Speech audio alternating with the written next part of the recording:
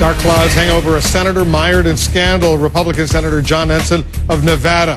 He recently admitted cheating on his wife with the wife of his former chief of staff. Then we learned that the former chief of staff, Doug Hampton, got a lobbying job with Senator Ensign's help.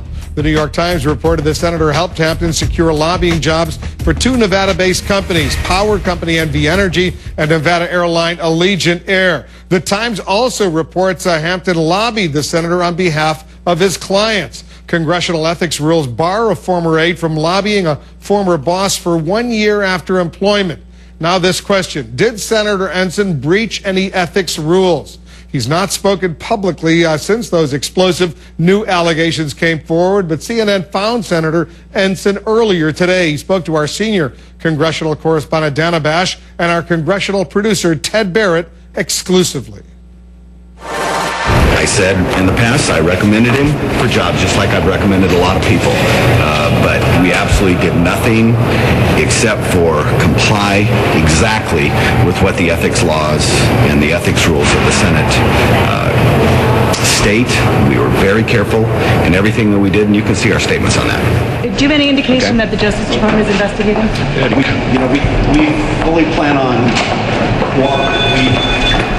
we are going to cooperate with any official inquiries, but as you all know, you can't comment on any of those stuff, on any of those kind of things. Well, you can tell us if you've gotten any calls from the Justice Department or your lawyer has. Let me state this very carefully. We will cooperate with any official inquiries.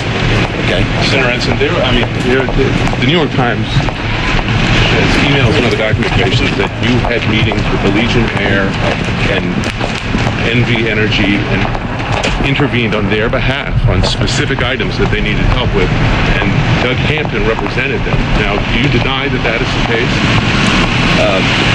All of these things will, come out.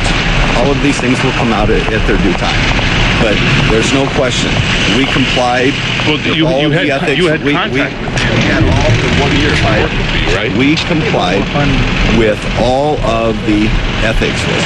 Remember, just like, senators who leave, they have a 2 year. It doesn't mean you don't talk to them. Senator, you can talk to anybody. But not about clients and not about matters that they're lobbying for. Well, I never met with Doug Hampton about any of that stuff. But your staff did. Senator, why was it so important to get Doug Hampton those jobs? Just look at our statements. Just look at our statements. Very clear on that stuff.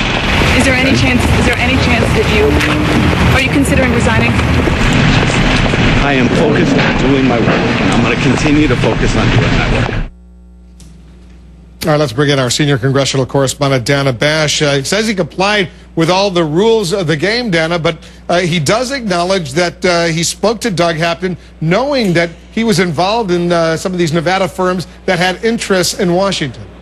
This really goes to the heart of the central question behind potential ethical and possible even criminal problems for Senator Ensign Wolf, and that is that the rules are very clear. It requires former staffers not to actually go back and lobby their former bosses for 1 year. And, people up here take that very seriously. And the reason is because it's not just a rule, Wolf, it's actually the law now. It's the so-called revolving door ban that is aimed at trying to minimize corruption here in Washington. And now, you heard Senator Ensign. He insisted to us that he violated neither the Senate rule nor the actual law. But, he also was very interesting. He strongly suggested that he hasn't heard yet from the Justice Department. And Justice Department, they won't comment either way to us on whether they actually are investigating this.